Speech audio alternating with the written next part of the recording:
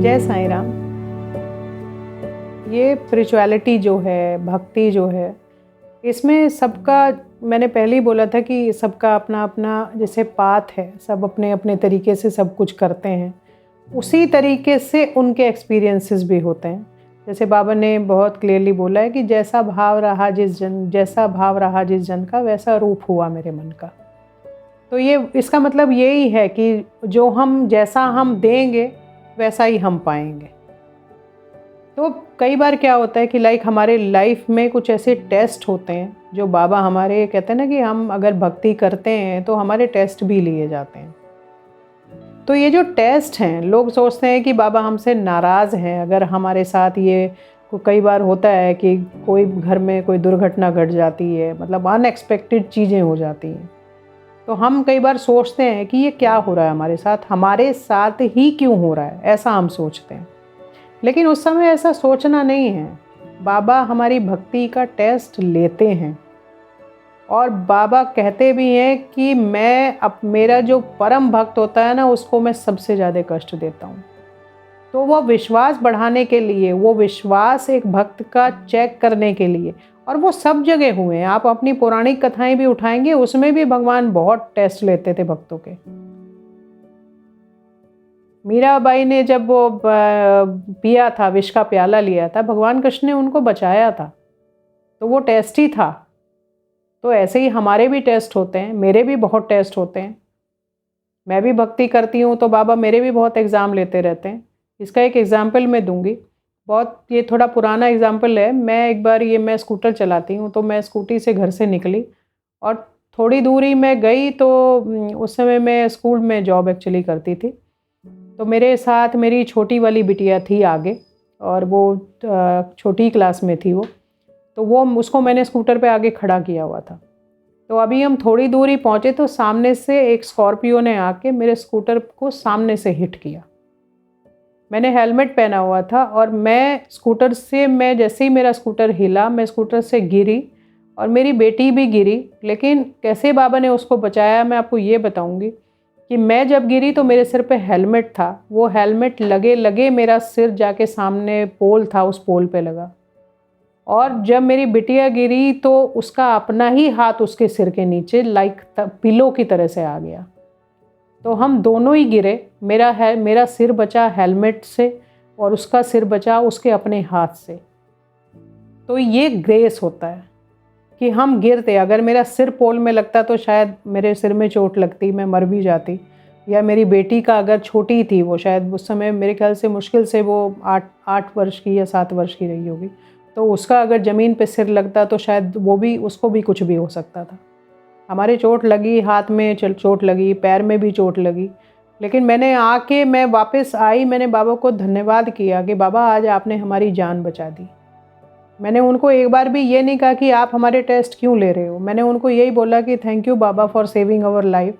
अगर आज हेलमेट नहीं होता, वो कई बार जैसे मैं भूल भी जाती हूँ कि नहीं हेलमेट की ज़रूरत नहीं, मुझे पास ही जाना है, लेकिन उस दिन फोर्सफुली पता नहीं अंदर से एक ऐसा लग रहा था कि नहीं मुझे हेलमेट पहन के जाना ही है, तो मैं हेलमेट पहन के गई। या मेरी बच्ची बहुत छोटी थी, उसके सिर पे कुछ ज़मीन पे कुछ लग भी सकता था, जो उसका कुछ चोट उसको ज़्यादा गहरी लग सकती थी। तो टेस्ट तो हमारे होंगे जीवन में, वो तो हमारे टेस्ट चलते रहेंगे और बाबा हमारे टेस्ट लेते रहेंगे और हम एज ए स्टूडेंट वो टेस्ट देते रहेंगे। बस ये हमें तय करना होगा कि हमें पास होना है, फेल नहीं होना है हमें, कि हम अपने टेस्ट बाबा 100% आपको खुश करने के लिए देंगे, बाकी आपकी मर्ज़ी, हम कंप्लेन नहीं करेंगे। बिकॉज़ ये जो टेस्ट है ना, ये हमारी भक्ति को और निखारते हैं। सोने को भी तपाया जाता है उसको निखारने के लिए, और उसको करने के लिए कितना उसको मतलब वो तपता है तब चमक आती है उसमें। तो वही हमारी भक्ति के साथ भी वही है। जितना हमारे अंदर, जितना हम वो होगा, जितना हमें परेशानियाँ होंगी, जितने कष्ट हम पार करेंगे, उतने ही ज़्यादा हमारी भक्ति में निखार आएगा, क्योंकि वो हर बार हमें कष्ट देंगे, लेकिन हमें वो कष्ट से पार भी लगा देंगे। वो कष्ट देंगे ज़रूर, लेकिन वो अपने भक्त के कष्ट की इंटेंसिटी ज़रूर कम कर देंगे, जिससे कि हम उसको झेल पाएँगे। और जब हम उसको झेल पाएँगे तो फिर हम उनको मन से धन्यवाद करेंगे। ऐसे ही एक छोटा-सा इंसिडेंस और मैं बताऊँगी। ये इसलिए मैं बता रही हूँ कि मेरे जीवन में भी ऐसा नहीं है कि कभी कुछ नहीं होता, बहुत होते हैं। लेकिन मेरा मेरा फ़ेथ बाबा के लिए कभी डगमगाता नहीं है। मैं हमेशा बाबा को ये बोलती हूँ, बाबा ले लो जितने आपको एग्ज़ाम लेने, लेकिन मैं अपनी भक्ति छोड़ूँगी नहीं, मैं तो इसी तरह आपके पीछे पड़ी रहूँगी। तो ये भी मेरा स्कूटी से ही एक्सीडेंट हुआ था और मेरा पैर बहुत बुरी तरह से, पैर में मेरे चोट लगी थी और पैर मेरा सूज गया था बुरी तरह। मैं किसी तरह से, मुझे घर पे छोड़ के लोग गए और मेरे पूरा पैर मेरा ब्लू कलर का था। लेकिन आप यकीन नहीं करेंगे, जिसने भी मेरा, जिसको पता चला वो देखने के लिए आया भी मेरा कि क्या हो गया, भाभी को क्या हो गया। पैर मेरा बुरी तरह सूजा हुआ था और मुझे लेकिन बाबा ने दर्द नहीं दिया था। मतलब इतनी चोट थी कि कोई भी सोच, देख के ही सबको ये लग रहा था कि फ्रैक्चर है ये।